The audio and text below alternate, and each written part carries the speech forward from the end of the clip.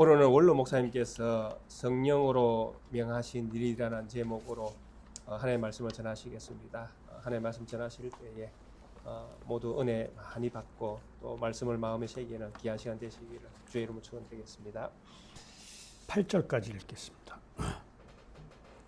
한 목소리로 같이 읽겠습니다.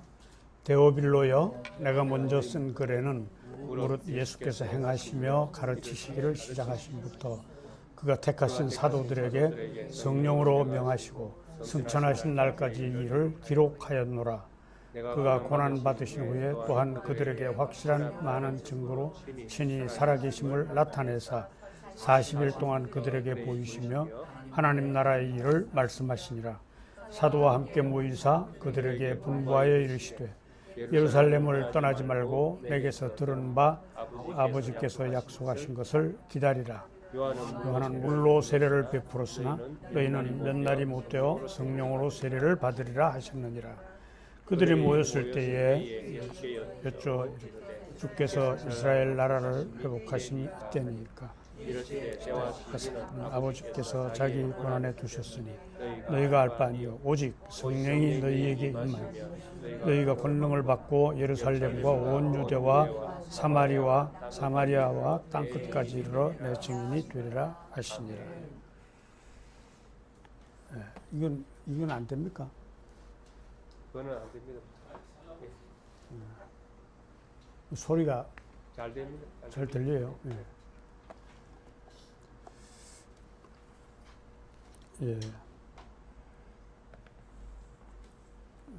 성령으로 명하신 일,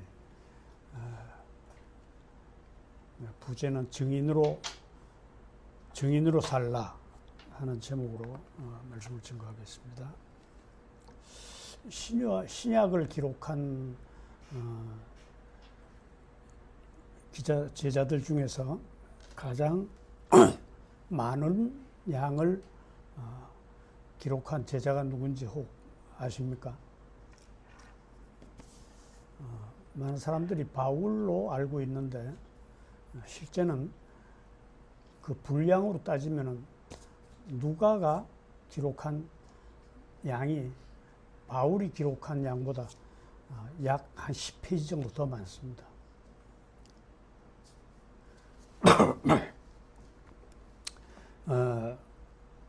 요즘 담임 목사님께서 강해를 시작하신 누가복음과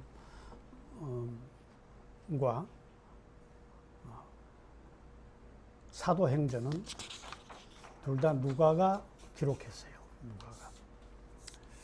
그래서 사도행전을 제2의 누가복음이다 이렇게 말하기도 하고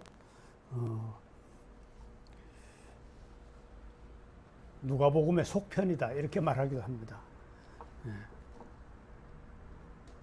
예수님이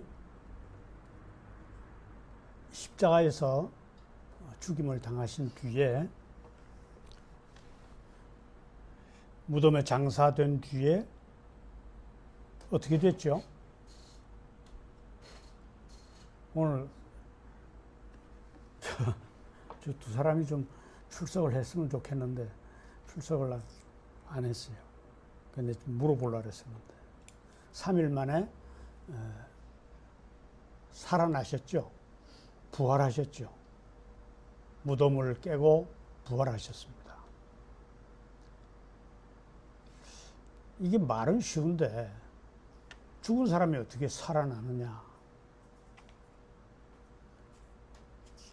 예수 믿는 사람들에게 부활을 믿습니까? 하면 뭐 믿는다고 안 하는데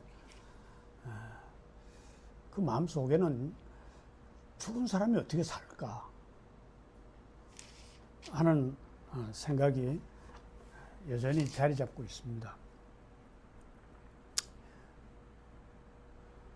참 이게 말은 쉬워도 믿을 수가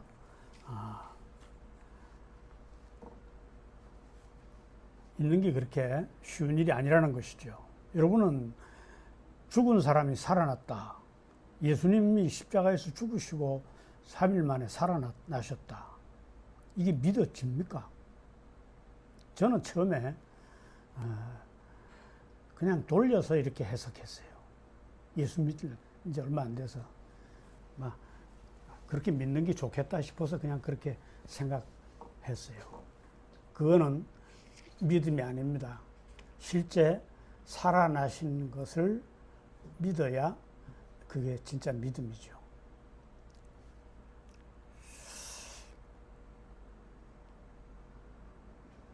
당시에 이 사실을, 당시에도 역시 이 사실을 믿는 분위기가 전혀 아니었습니다. 하물며 예수님을 가까이서 계속 따라다니던 제자들조차도 이 믿음이 예수님이 살아나신 것을 보고 나서도 내가 헛것을 보았나? 이게 믿음이 제대로 자리 잡지를 못했었어요.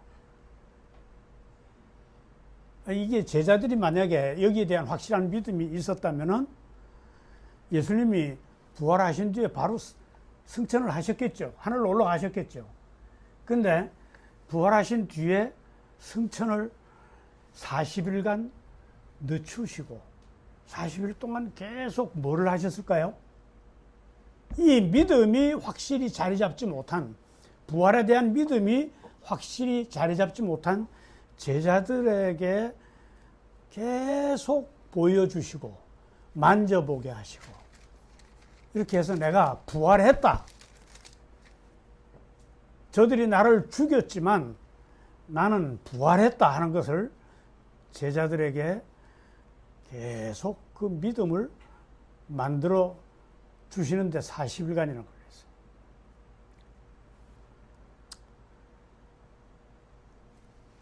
자, 당시 분위기가 예수 예자만 묻어도 체포돼서 죽임을 당하는 그런 분위기인데, 하물며 자기들이 십자가에서 못 박아 죽인, 십자가에 매달아 죽인 예수가 다시 살아났다, 이 이야기를 하면은 그거는, 그런 소문을 퍼뜨리는 자들은 허위사실 공포 해가지고 세상을 어지럽게 한다 이래가지고 당장 잡아다가 처형을 당하는 그런 시절이었어요.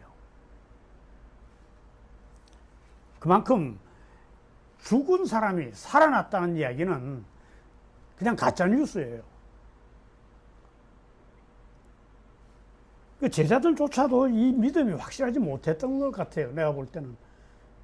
얘들에게 또 얘기하고 또 보여주고 또 뭐 어떻게 하고 또 이야기 나누고 하면서 이것을 믿도록 하는데 40일간이나 걸리셨다는 거예요. 오늘 이 성경 저자 중에 누가복음과 사도행전은 이 누구에게 보내는 편지로 되어 있습니까? 수신자가 데오빌로 각하여 이렇게 되어 있죠. 이 데오빌로 각하가 누구냐 하는 여러 가지 학설이 있습니다. 그냥 막 가상의 인물이다 이래 하는 사람도 있는데, 저는 가상의 인물 같지 않고 실제 인물 같아요. 당시에 로마의 고위직에 있던 사람으로서 각하를 붙인 거 보니까 로마에서 상당히 높은 벼슬을 하고 있는 사람이 예수님을 믿기로 했던 것 같아요. 그것도 이제 비밀이 했겠죠. 공포하면 안 되니까. 비밀이 예수님을 찾아와서 예수님을 믿도록 그 작정한 초신자였을 가능성이 많습니다. 초신자가 어떻습니까? 복음이 믿어졌다가 안 믿어졌다가 이렇게 흔들리는 그런 수준의 사람이 아닐까. 그 사람에게 이 누가는 이 두 편의 편지를 써가지고 그 내용을 지금 우리가 보고 있는 것이죠. 우리가 성경을 읽고 예수를 믿는다고 이렇게 뭐 예배당에 와서 예배를 이렇게 참석해 오지만, 많은 성도들이 대부분 이 복음의 핵심인 부활, 예수 그리스도의 죽음, 부활, 하나님 나라, 하여튼 이 복음의 핵심에 대해서 확실한 믿음을 가지지 못하고 데오빌로와 같은 그런 수준에 있는 것이 아닌가 그런 생각을 하게 됩니다. 이건 뭐 적당히 믿으면 안 되나? 그렇지 않습니다. 이건 적당히 믿어서 되는 일이 절대 아니에요. 여러분, 예수를 믿는다는 것은 복음을 받아들인다는 건데, 복음의 핵심이 예수님이 지상에서 전하신 그 메시지의 핵심이 하나님 나라인데, 이 하나님 나라가 어떻게 해서 가능한 건지를 이야기한 것이 예수님의 죽음과 부활이에요. 이걸 모르면 여기에 대한 확실한 지식과 바른 지식과 믿음이 없으면 예수 믿는 게 아닙니다. 아직 데오빌로처럼 왔다 갔다 하는 거예요. 오늘날 여러분이 예수를 내가 진짜 참 신자가 돼야지 할 것 같으면 다른 거 다 그만두고라도 예수님의 죽으심과 예수님의 부활하심과 그로 인해서 우리가 속하게 된 하나님 나라에 대해서 바르게 알고 깊이 있게 알고 믿는 세월이 쌓일수록 여기에 대한 확실히 더 견고해져야 돼요. 그게 진짜 신자입니다. 여러분, 이 시간 제가 여러분에게 묻습니다. 각자 내가 진짜 예수 믿는 신자 맞나? 우선 신자가 돼야 될 거 아니에요. 내가 믿어야 그걸 가지고 밖에 나가서 사람들에게 전하는 증인의 생활을 할 수 있을 거 아니에요. 예수님은 졸지 말고 피곤하지만 제 이야기를 잘 들으세요. 예수님은 부활하신 뒤에 얼마나 그동안 고생을 많이 하셨습니까? 죽임당하기까지. 부활하시면 얼른 하늘나라로 올라가시고 안 싶었겠어요. 그러나 40일간 이것을 연기하신 이유가 뭡니까? 여기에 대한 당신이 승천하신 뒤에 당신이 이 땅에서 전해야 될 그 메시지를 가지고 나서 당신 대신에 증인으로 세워질 사람들에게 이 믿음이 확실하지 않다 이거예요. 내가 승천한 뒤에 저 사람들이 내가 지금까지 해놓은 이 일에 대해서 제대로 전하겠나? 증인으로 세워줘야 되는데 저들을 증인의 삶을 감당할 수 있겠나? 지가 제대로 못 믿는데 어떻게 나가서 증인이 되겠느냐 이거예요. 여러분, 신자는 신자가 되는 것으로 끝나는 게 아니라 예수님의 목적은 신자로 만들어서 이제 그 신자가 옳은 신자가 돼서 증인으로 나가는 증인의 생활을 감당하는, 내가 믿는 것을 다른 사람도 믿게 만드는 그 자리까지 우리가 가기를 원하는 거예요. 하나님은요. 내가 예배당에 안 빠지고 내가 예수 잘 믿으면 되지. 예. 안 믿는 것보다 그건 더 낫겠죠.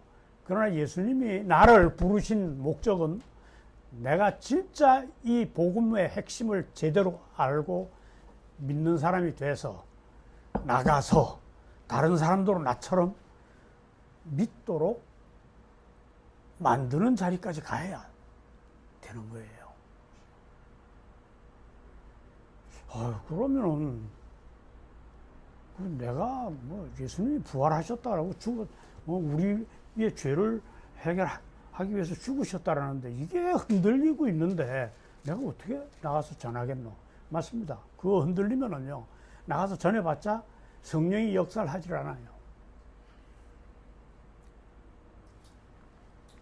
자,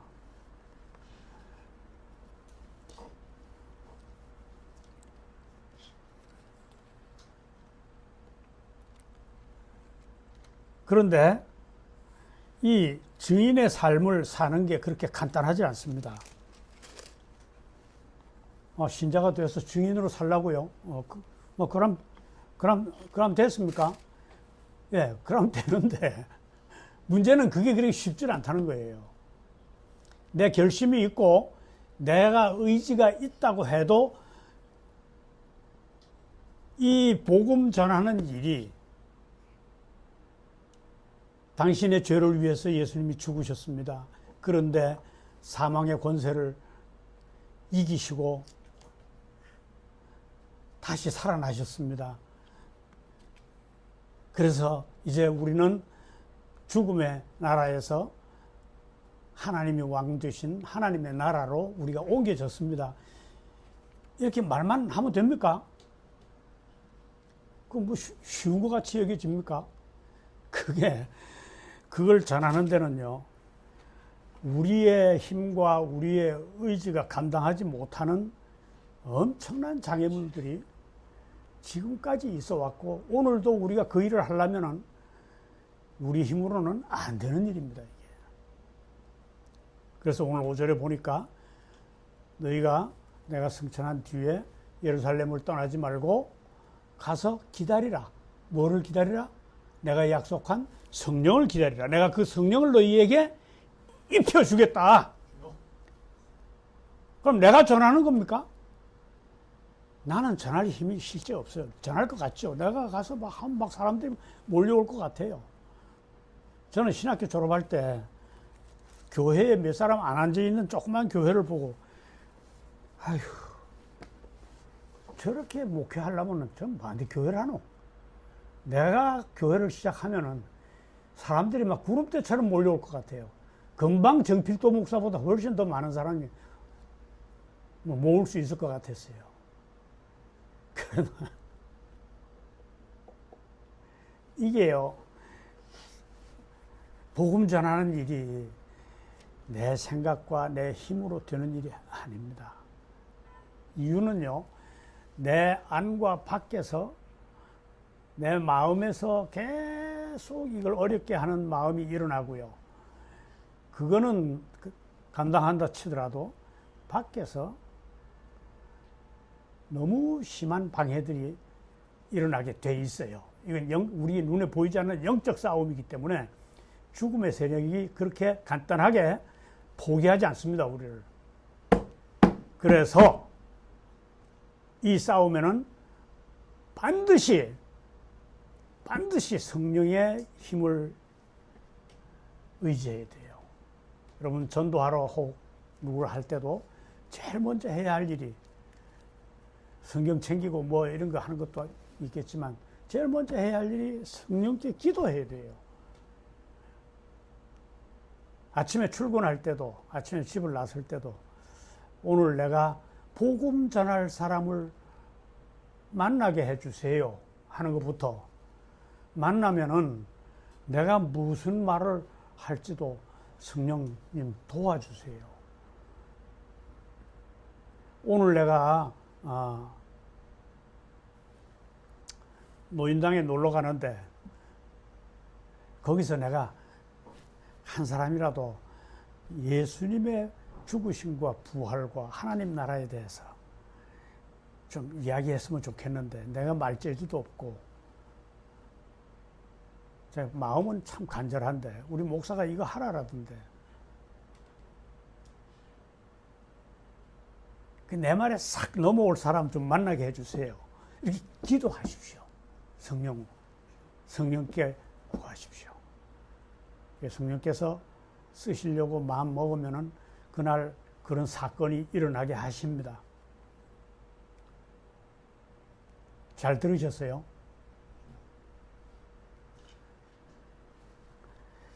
뭐 이야기가 좀 옆으로 나간 것 같습니다.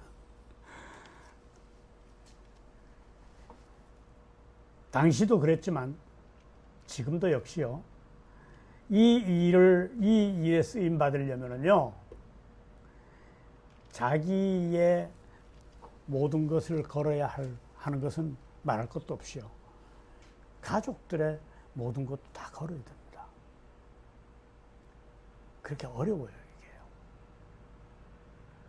당장 나 자신이 오늘 내가 교회에 나가 나가야지 할 때도 요것도 방해하는 놈들이 있어요. 뭐 갑자기 무슨 일이 생겨가지고. 우리 사모 지금 병원에 입원해 가 있는데 그 예배 못 드리게 지금 방해받고 있는 거 아니에요? 이걸 그냥 우리가 겉에 나와 있는 현상만 봐서는 안 돼요. 모든 형편들은. 영적인 세계를 보면은요, 엄청나게 우리가 상상할 수 있는 그 이상의 아주 치열한 전쟁이 벌어지고 있습니다. 이거 여기서 효과 있게 잘 싸워낼 전사를 만드는 곳이 교회예요. 교회. 여러분, 교회는요,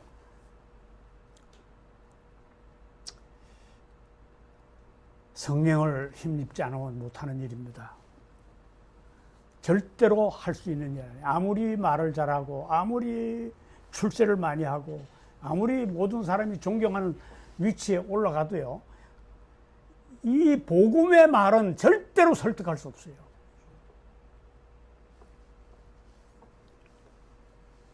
한글도 제대로 모르는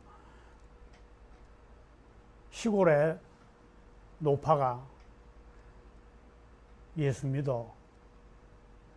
그래 살아. 이 한마디에 성령이 역사하면은요, 그 사람 예수 믿는다니까요. 예수님이 너 때문에 죽었어. 너 구하려고. 그래서 다시 살아나셨어. 죽음의 권세를 꺾어버리고. 우리는 영생을 얻은 사람들이야. 그래서 하나님 나라, 마귀가 왕노릇하는 나라에서 죽음의 권세가 사람을 가두는, 사람을 끌고 다니는 그 세계에서 하나님이 왕노릇하시는 하나님 나라로 우리의 호적이 옮겨졌어. 아멘. 그렇게 얘기하는 그 아주 기본적인 이야기에 성령이 역사하시면, 성령이 도와주시면은 그 사람이 예수 믿는다 이거죠. 믿을 수도 있다는 거죠.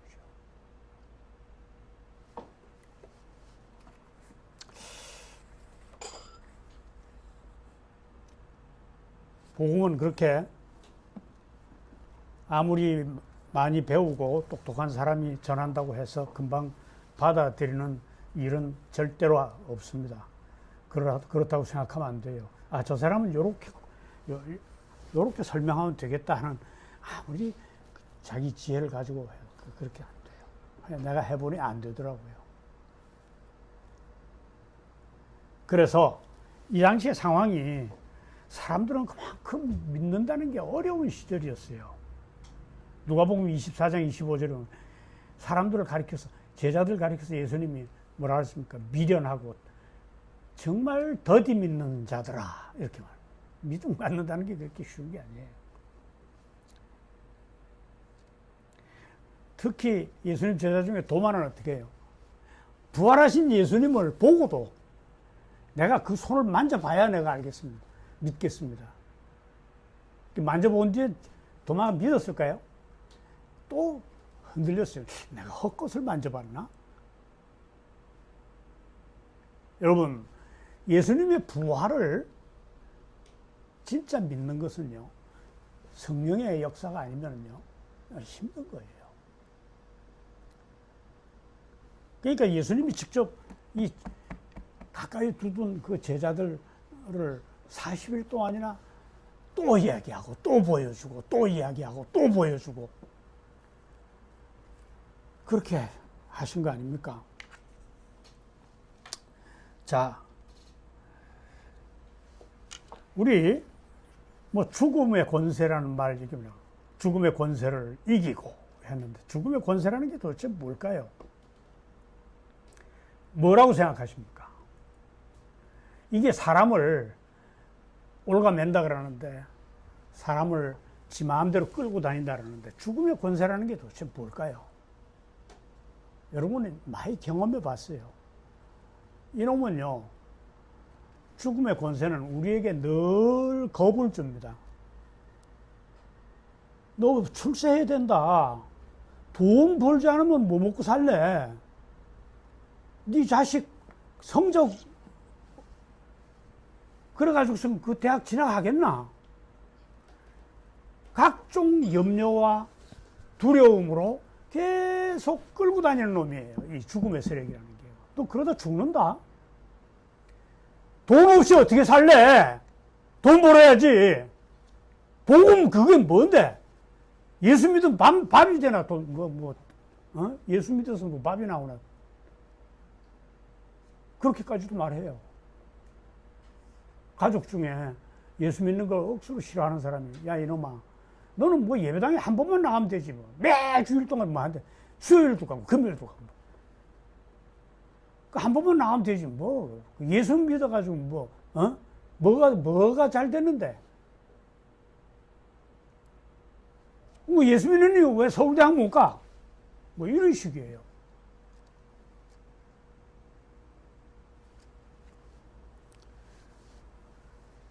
죽음의 세력이 우리를 끌고 다니는 수단과 방법입니다. 그러다 우리의 모든 공포와 두려움과 염려는요, 그 근본에 뭐가 있느냐? 죽음이에요, 죽음.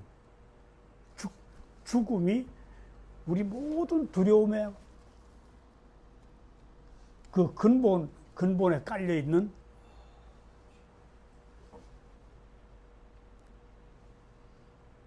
그 죽음의 세력이 우리를 제 마음대로 끌려다니는데 사용되는 법칙을 우리는 많이 경험해와서 알아요. 와, 이러다가 내가 내일 먹을 게 없어가지고 내일 뭐 먹지?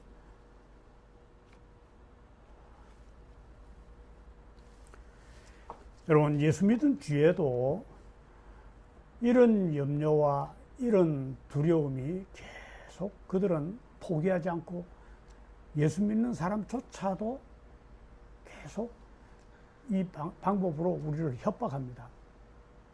내가 하나님 나라에 분명히 속했는데도 죽음의 세력에서 내가 벗어나서 하나님 나라에 예수님이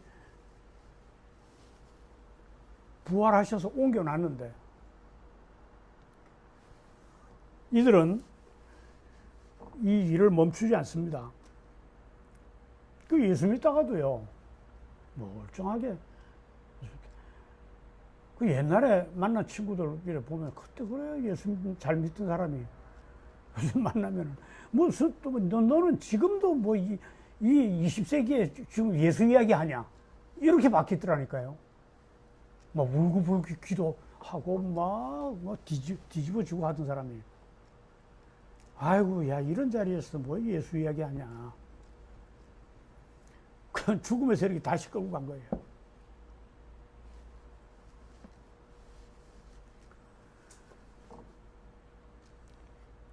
어떤 인생도 이 죽음의 세력에서 죽음의 세력이 왕노릇하는 그 세상에서 벗어날 수 있다 없다? 없습니다.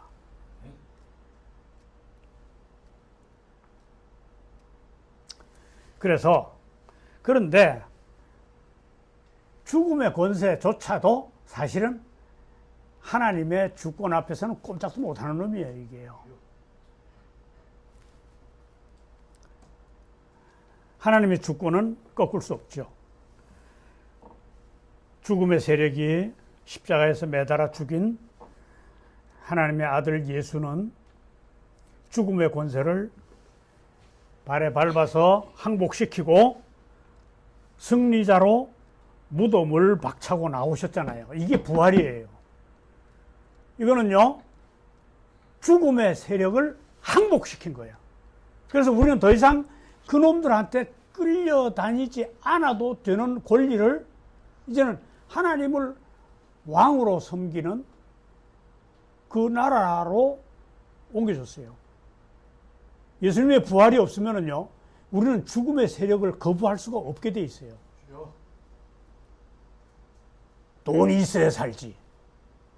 뭐니 애가 좋은 대학 가야 뭐 출세를 할 거 아니야. 이런 죽음의 세력이 주로 사용하는 그 무기가 우리에게는 어때요?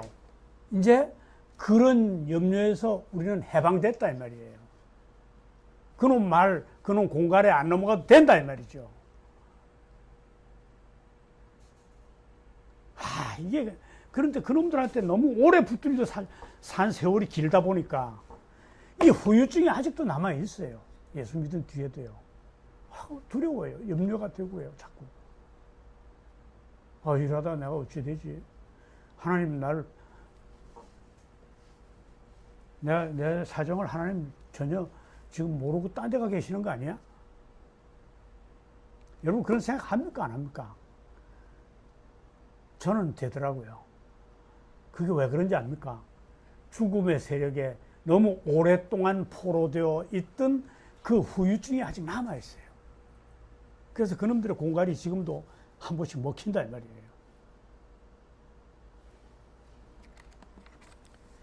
여러분, 십자가에 매달아 죽인 하나님의 아들 예수는요, 이 죽음의 권세를 밟아서 항복시키고 무덤을 깨고 부활하셨어요.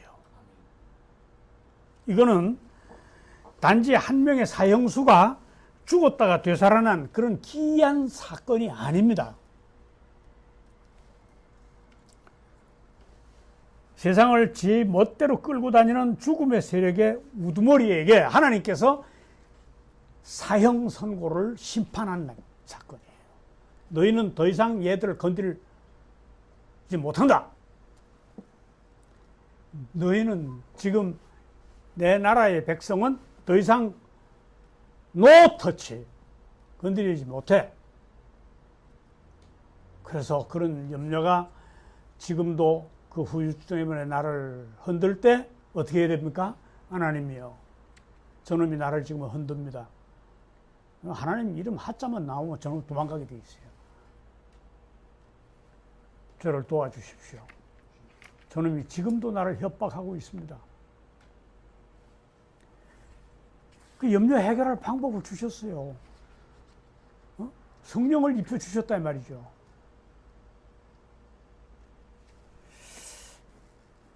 그냥 저 나이 많은 목사가 하는 소리 쪽으로 생각하시면은요, 여러분 예수 믿어봐야 소용없습니다. 예수 믿었으면은요, 예수 믿는 방법을 알아야 될 거 아니에요. 전쟁하는 방법을 알아야 될 거 아니에요. 어쨌든지 모든 염려와 걱정과 두려움이 나를 엄습할 때 오직 부를 그 이름을 불러서 저들을 물리칠 수 있어야 돼요.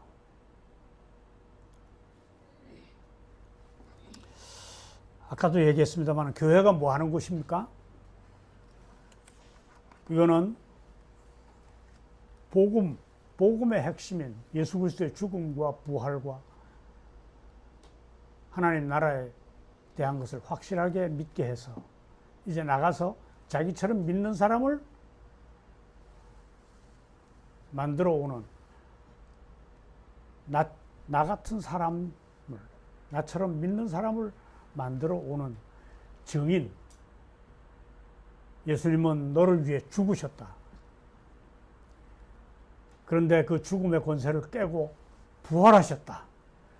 그래서 이제 너는 더 이상 많은 사람들이 평생을 염려하고 걱정하는 거기에 매여 살 인생이 아니다. 이제는 하나님이 왕으로 다스리는 그 나라에 네가 속하게 됐다. 예수님의 부활로 인해서 사망의 권세가 꺾였다. 이제는 더 이상 그 염려 때문에 네 인생을 이렇게 하고 저렇게 하고 어떻게 합니까? 먹고 살아야 되는데 어떻게 내가 이걸 안 하겠습니까? 술집을 하면서도 늘 마음에 근심을 하는 사람에게 여러분 뭐라고 말하겠습니까? 먹고 살아야 된다고. 그냥 먹고 살 게 없으면 그냥 죽으십시오. 죽을 각오를 해야 예수 믿는 겁니다.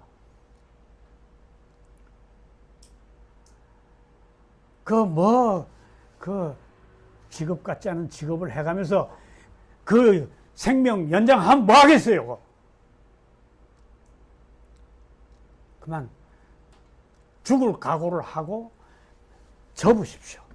그냥 내 이거 접었습니다. 하나님 나 먹여, 나 굶어 죽지 않도록 하나님.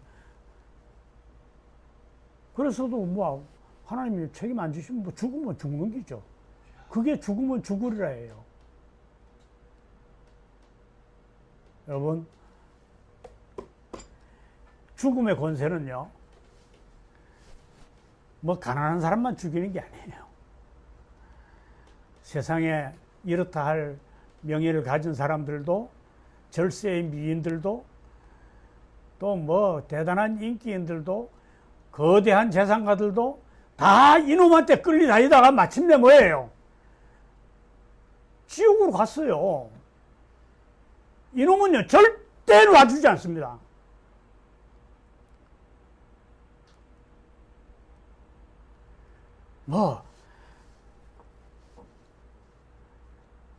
돈 많이 가지고 떵떵거리는 사람들요, 그거 부러워할 거 없습니다. 그 사람들이 예수 안 믿으면요, 역시 이 죽음의 권세에 쫄병들에 불과해요. 그놈들이 지 마음대로 이것저것 끌고 다니다가 결국은 지옥으로 던져줍니다.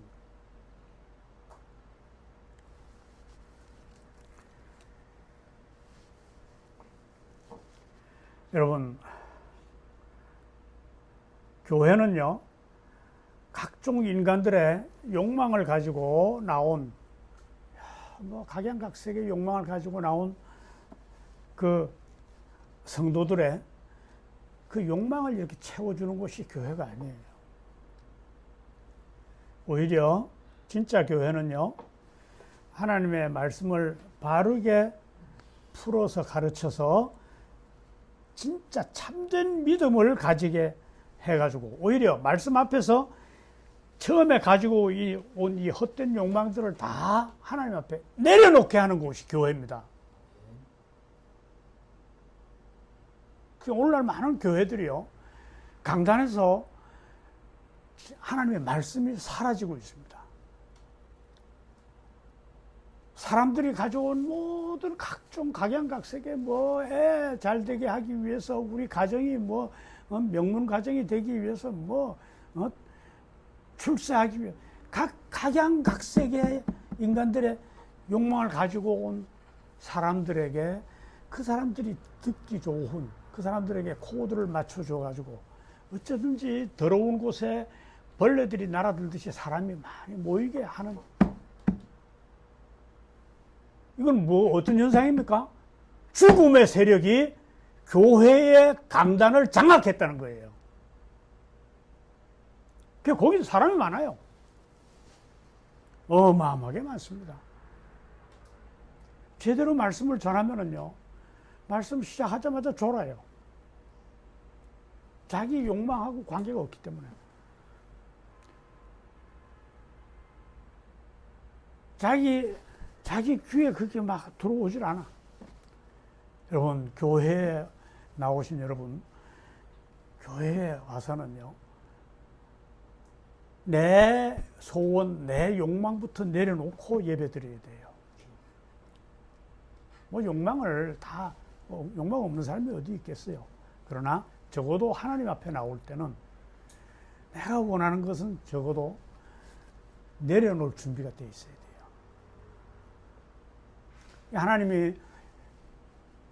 하나님의 말씀을 목사님이 이렇게 풀어서 가르칠 때 저거를 내가 어떻게든지 내가 알아서 하나님 나라의 비밀을 내가 모두 다 가르치는 대로 내 것을 만들겠다고 하는 그런 생각을 가지고 긴장해 있어야 돼요. 긴장. 어떻게 잠이 옵니까? 육신에 피곤한 거요. 그것도 죽음의 세력이 사용하는 도구입니다. 아무리 필요해도요, 내가 죽느냐 사느냐 문제가 있으면요, 긴장하게 돼 있어요.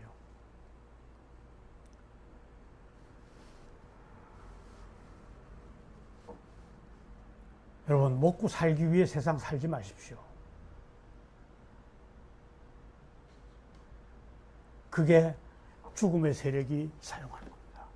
내가 뭐 이거 안 하면 뭐 할 건데, 너 이러다 굶어 죽으면 어쩌려고. 그거 하려고 인생 사는 게 아닙니다. 죽으면 뭐 죽는 것이죠. 뭐 먹을 게 없어서 굶게 되면은 굶어서 죽으면 돼요, 그냥.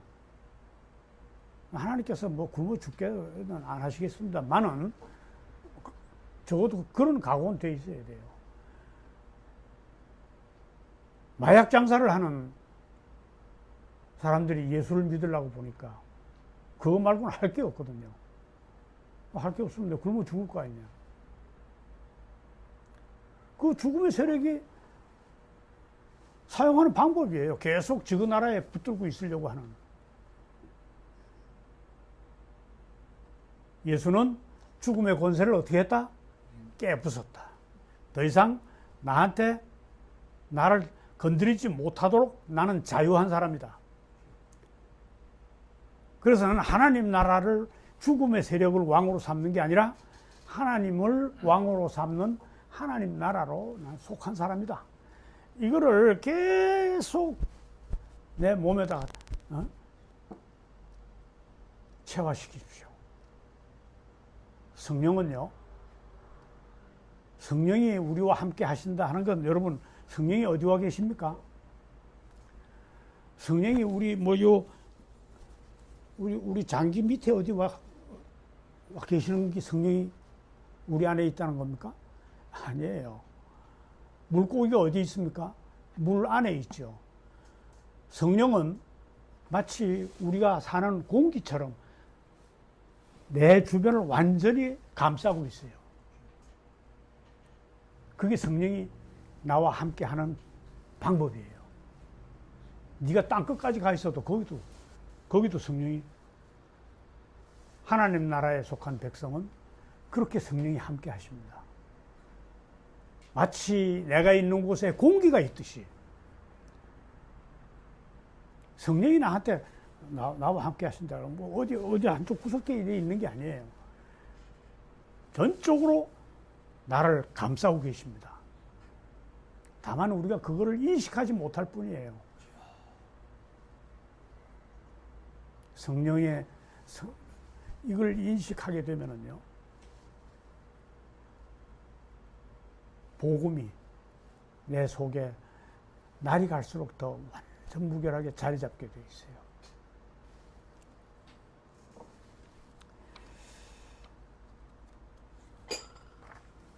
시간이 참 큰일이에요. 교회에서 복음이 사라졌어요. 복음에 관심이 없어요. 죽음의 세력이 교회 강대를 장악했다고 하면 믿어집니까? 강대에서 주로 얘기하는 게 무슨 처세술 비슷한 거예요. 이래야 부자가 된다, 이래야 잘된다, 이래야 병이 낫는다. 여기 밑에도 올라오다 보니까 뭐 교회 이름 붙여놓고 맨날 두드리고 병 낫는 안수기도나 하고. 교회가 병 고치는 곳입니까? 물론 질병도 고쳐줄 수 있어요. 그러나 교회의 본질은 그게 아닙니다. 교회 강대에서 퍼져야 할, 전파되어야 할 게 뭡니까? 예수님이 땅 위에서 전한 예수님의 설교, 예수님의 메시지의 핵심이 뭐죠? 하나님 나라예요. 하나님 나라.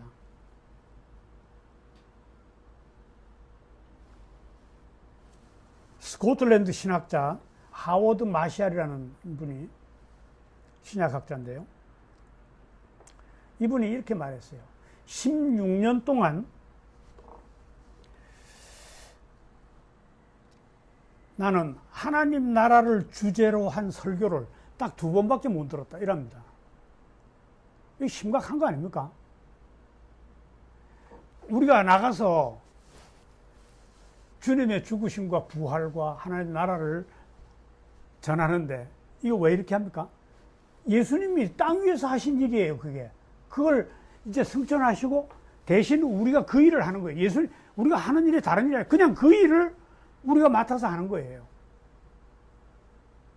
그 모든 신약 학자들이 예수님의 메시지의 핵심이 하나님 나라다. 이건 거의 다 동의하거든요, 신약 학자들이. 그렇다면은 이 사람이 왜 충격을 받았을까요? 교회에서 말씀이 사라졌다는 얘기입니다. 어떻게 교회에서, 교회 강대에서 하는 말씀이 하나님 나라에 관한 얘기가 없다는 거예요. 그건 다른 말로 하면은 교회 강단에 하나님의 말씀이 사라져가고 있다. 사람들 머릿속에서 복음의 핵심에 관심이 없다는 거예요. 뭐 이래가지고 병이나 고치고, 뭐 이래서 내가 출세나 하고, 이래서 뭐 우리 자식이나 잘 되고, 뭐 교회에서 뭐 주로 하는 뭐 별게 다 있어요. 뭐 부부 십계명, 뭐 자녀 교육에 뭐 성공하는 방법, 그 가르치는 데가 교회입니까?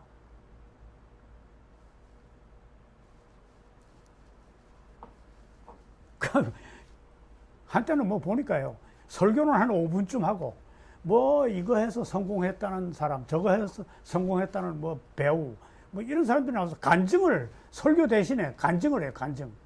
간증이 설교입니까, 그게? 지 자랑이지. 그 사람 따라서 했는데도 왜 그 사람처럼 안 되는 건 왜 그렇습니까? 그때 흔하게 어떤 예수 믿어서 3년 안에 부자 안 되면 예수 잘못 믿었다, 있다고 소리 나고.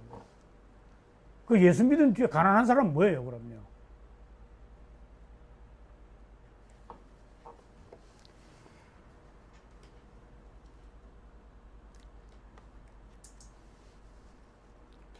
당시 예루살렘은요, 대부분의 메시아를 기다리는 분조차도 하나님이 부활을 거의 안 믿었는데요, 하나님이 부활을 믿는 사람 중조차도 부활해서 메시아가 탁 나타나면은요, 힘센 병력을 가지고 로마를 한 주먹에 다 엎어버리고 이제 더 이상 식민지로 살지 않는 이스라엘을 만들어 줄 사람으로 다윗 같은 그런 왕을 기대하고 있었어요. 그게 그 당시의 메시아관입니다. 그런데 힘없이 십자가에 붙들려 가서 달려 죽으시고 부활했다고 해도 아무 감동이 없잖아요. 부활해서 뭐 달라진 게 뭐 있어? 여기에 여러분 잘 한번 보십시오. 자, 그럼 목사님 말대로 그 예수 믿어서 그래도 뭐가 좀 달라져야 될 거 아니에요. 뭐 내 삶이 좀 달라지든가. 전에보다 더 힘든 것 같고. 그게 왜 그런지 아십니까? 여러분들이 하나님 나라에 대한 오해 때문이에요. 하나님 나라는 이 땅에 속한 죽음의 세력이 항상 공갈을 써먹는 그런 욕망을 만족하는 나라가 아니에요. 하나님 나라는요. 그래도 빌라도 앞에 끌려가신 예수님이 뭐라고 했습니까? 네 나라가 어디 있느냐 그러니까 네 나라, 내 나라는 이 땅에 속한 너희가 상상하는 그런 나라가 아니다. 만약에 너희가 상상하는 그런 나라라고 한다면은 내가 내 군사를 보내가지고 이 로마 이거 한 주먹에다 버리지 않겠느냐. 너희가 상상하는 하나님의 나라는 빌라도 네가 생각하는 그런 나라가 아니다. 이 땅에 속한. 이게 뭐 무슨 뜻입니까? 예수 믿어도 여전히 죽음의 세력이 강조하는 그런 것들, 그런 환경이 바뀐다는 게 아니라는 거예요. 바뀌지 않는다는 거예요. 그게 그대로 있음에도 불구하고 대신 그럼 어떻게 하나님 백성으로 살아갑니까? 그래서 내가 예루살렘을 떠나지 말고 내가 약속한 성령을 기다리라. 내가 그것을 너희에게 입혀줄 것이니까 성령을 힘입어서 항상 그 삶을, 증인의 삶을 감당해라. 예수님이 시킨 대로 해서 안 되면 안 되는 거고요. 그냥 성령께 우리는 부탁하는 일이에요. 그것도 못합니까? 네 힘으로 하라는 게 아닌데. 그럼 뭐 성령께 부탁해서 근데 전도했는데 저 사람 안 된다. 그러면 안 될 사람이겠죠. 문제는 성령이 일하시고 책임도 결과도 성령이 만드신다 이거죠. 그러니까 우리가 그렇게 부담 가질 거 없어요. 부담 가질 거.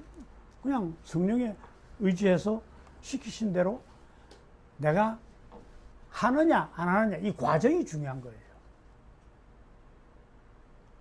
여러분, 일꾼에게 산 너머에 가서 일하라고 시킨 일꾼에게 때가 되면은 도시락을 갖다 주듯이 일꾼에게 일꾼 굶기겠습니까? 굶게 되면 또 굶는 것도 감당해야 되겠죠. 그러나 그렇게 잘 안 하십니다. 단지 이 증인으로 살기 위해서는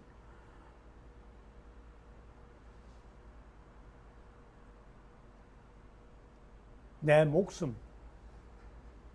땅 위에서 내가 염려하는 모든 내 욕망들, 이런 것을 내려놓지 않으면 이 길은 갈 수가 없어요. 아유, 그래도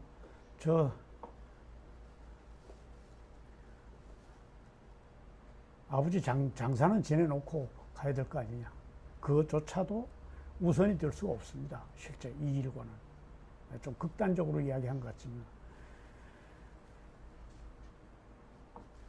하나님 나라로 옮겨지게 된 이 복음. 예수님의 죽으심과 부활과 하나님 나라는요,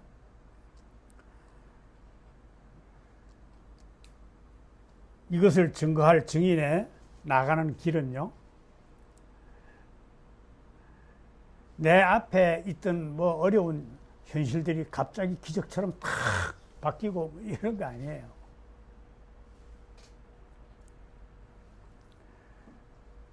내 욕망에 따라서 갑자기 내 환경이 형통해지고 바뀌는 것이 아닙니다. 오히려 내 힘의 한계를 번번이 느끼고 그때마다 숨가쁘게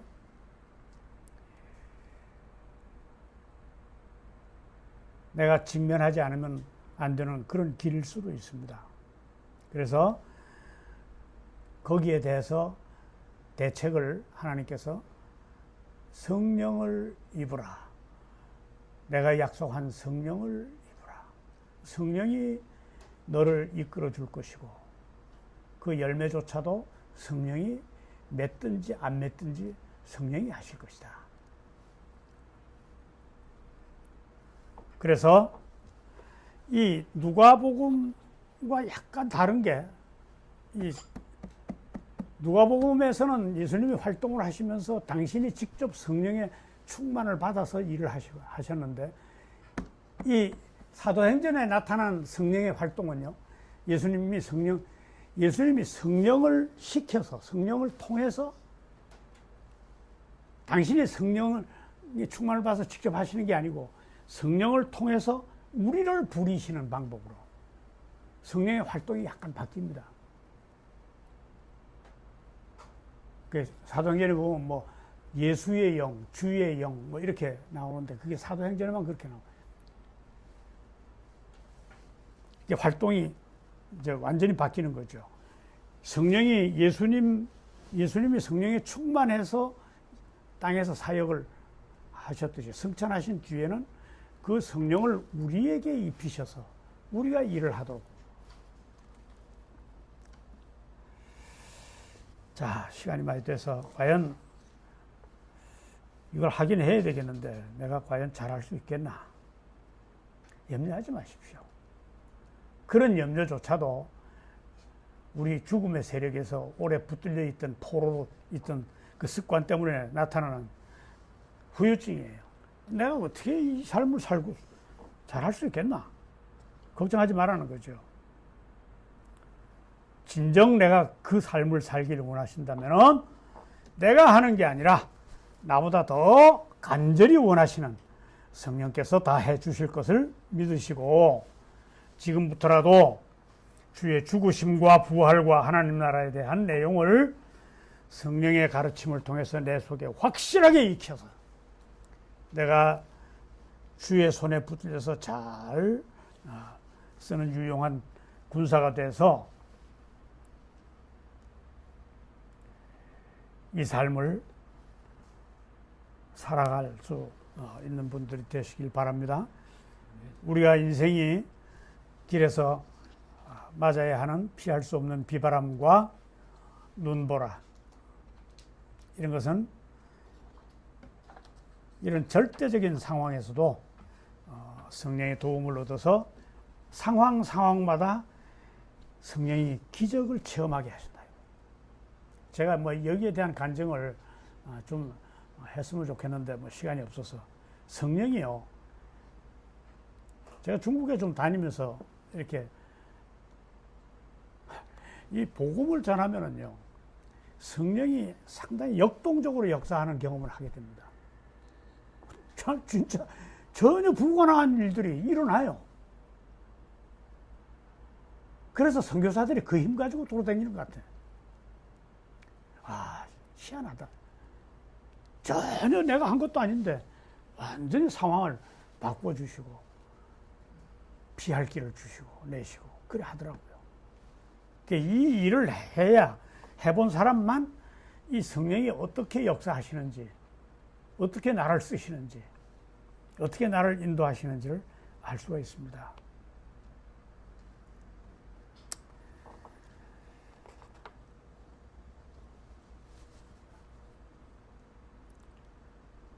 할 수 있습니다. 누구나 다 할 수 있습니다.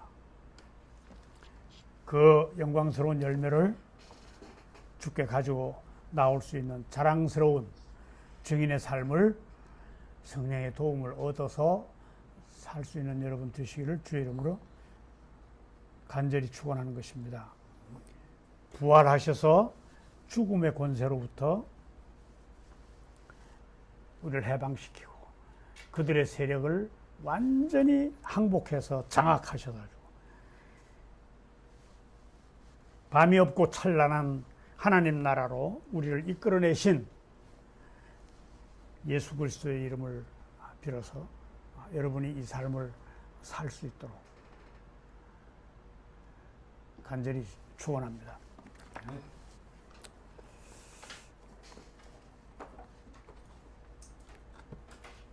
이제